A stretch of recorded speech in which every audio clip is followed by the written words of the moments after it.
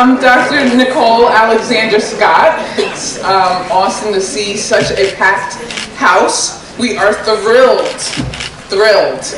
that you are all joining us for this event, and that we're honored to have such a distinguished author, advocate, and public health leader here with us today.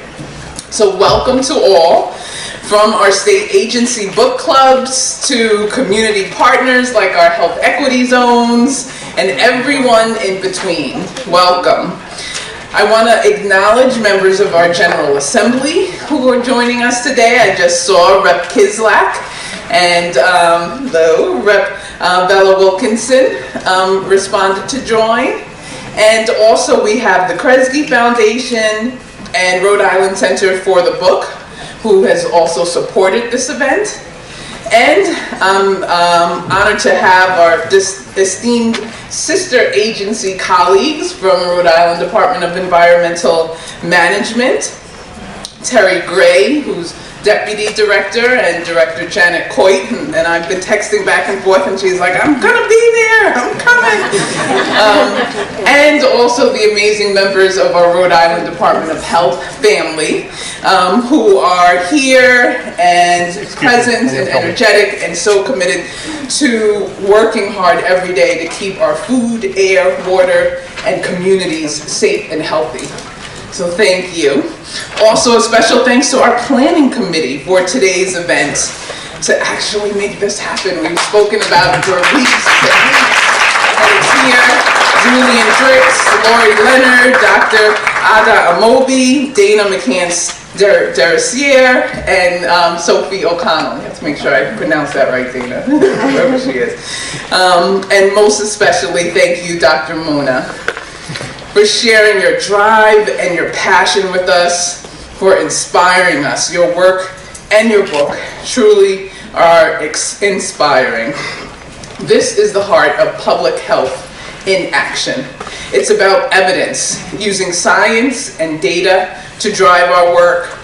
It's about prevention, putting systems in place to catch children and families and communities before they fall. It's about equity, removing obstacles to health for every child in every community, regardless of their zip code.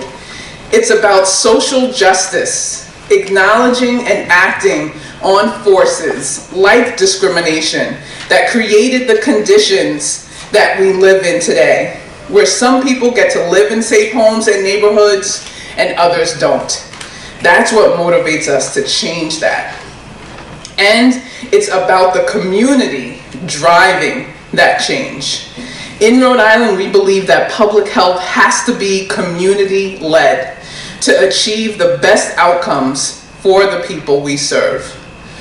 One thing that this book drives home is that you can't have healthy communities if you don't have safe water coming out of people's taps.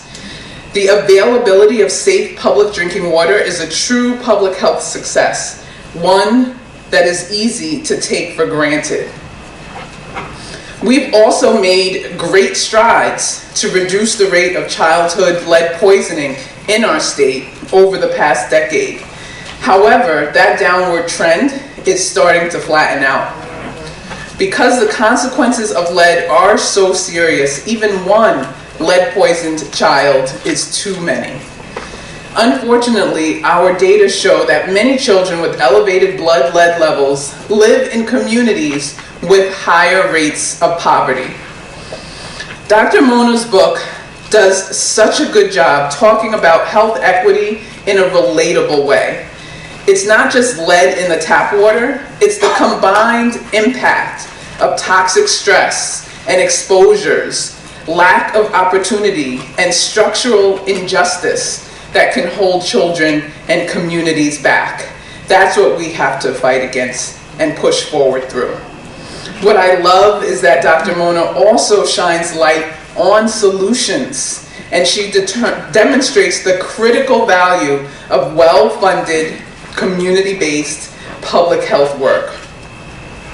While our situation is different from Flint's, we have an amazing opportunity this year to have important conversations about these issues across our state and contribute to these conversations that should be happening across our country. Also thanks to Dr. Mona's leadership. Dr. Mona says in her book that this is a story of our deep obligation as human beings to care and provide for one another. It's a story of hope.